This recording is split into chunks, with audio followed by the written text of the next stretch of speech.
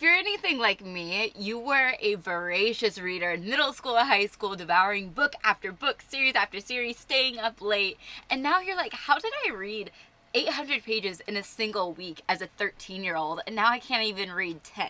My name's Carissa, and my goal this year is to read 200 books and start publishing my first book. As an adult, though, I had a hard time getting back into reading from that high school, middle school pacing. In 2019, I maybe read 2 books, and this year I'm planning on reading 200.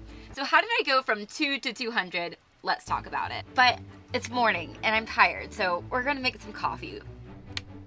While we're boiling water, tip 1, start easy. Start with a genre you know you love. Even if it's rereading a book that you know you really love, start there. Start with a really easy access point, because there's nothing that will discourage you more than starting a book that you don't like or that feels unfamiliar to you. For me, I love the fantasy genre, so starting with fantasy books was super easy, especially the young adult fantasy. One of the books that really got me back into reading was A Ballad of Snakes and Songbirds by Suzanne Collins. It's one of the Hunger Games, spin-off stories. I loved the Hunger Games books, so that was a super easy entry point for me to get back into reading and remember how much I love the feeling of not wanting to put a book down and wanting to keep reading all night. If you're still really struggling to find a book that you want to sit down and read, you don't have to sit down and read. Audiobooks are a great entry point into reading. In 2020, when everyone was going on their crazy daily walks, I started listening to Where the Crawdads Sing, and that really helped me get back into reading and remember how much I love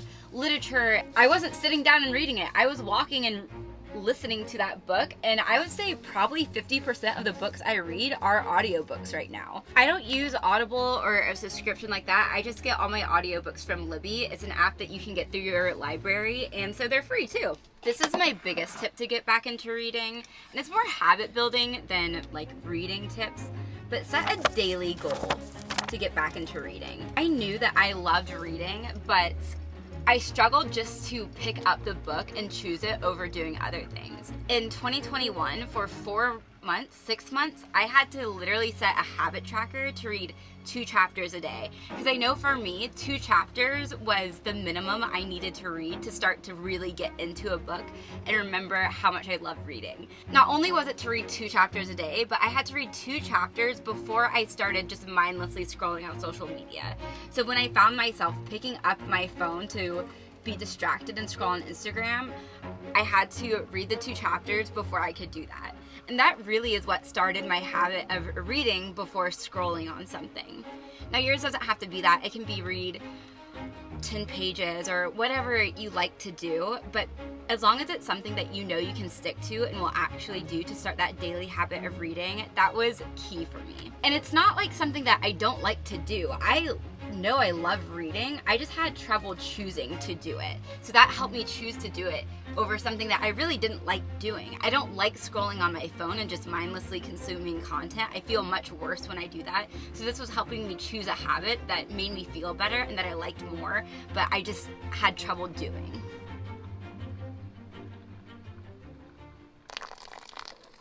I didn't start doing this one until this year, but I feel like it's made me so much more excited to read and finish books too, and that is tracking them somewhere. I was using Goodreads. It wasn't my favorite though.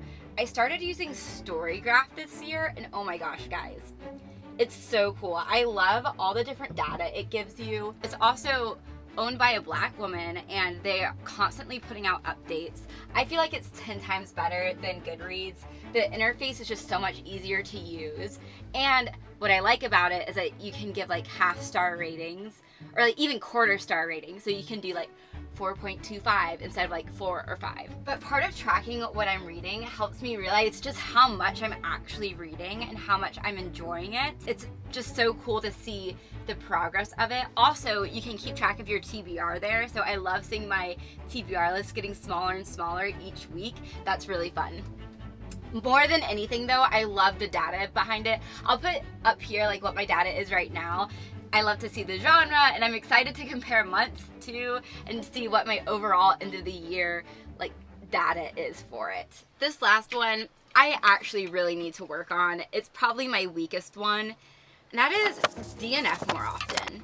DNF stands for did not finish, and I used to have a rule that I would read like 50 pages or so, and if by that time I wasn't immersed in the story, then I would stop it. Or if I was still feeling like, I'm not sure I love it. I am having a much harder time right now DNFing because so much of my TBR are books that people absolutely loved or I've heard a lot of really good things about, and so I'm having a hard time DNFing because I feel like, well, if all these other people love this book, I also should love it, so I want to keep reading it to make sure it gets good.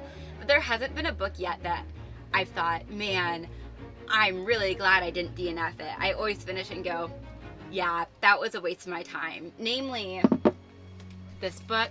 I got to my 50 to 100 page rule, and I thought, this book is not good. I think the craft is bad, but I'm gonna keep reading it and figure out if maybe I'm wrong, maybe it just takes a second to pick up.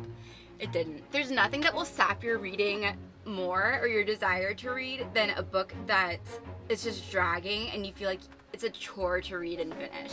You want reading to be fun. You want it to be a joy. You don't want to feel dread going into a book. So DNF more often. I hope these tips help you get back into reading or continue reading more. If you like this video, drop a like and subscribe to see my journey as we continue to read 200 books. I am dropping my reviews for all my books in January next week. I'm thinking I'm gonna hit over 20, which is ridiculous. I post weekly reviews as well as other content on my TikTok. You can follow me there. Otherwise, I will see you later this week. Keep reading. Oh, and tell me in the comments what you're reading right now.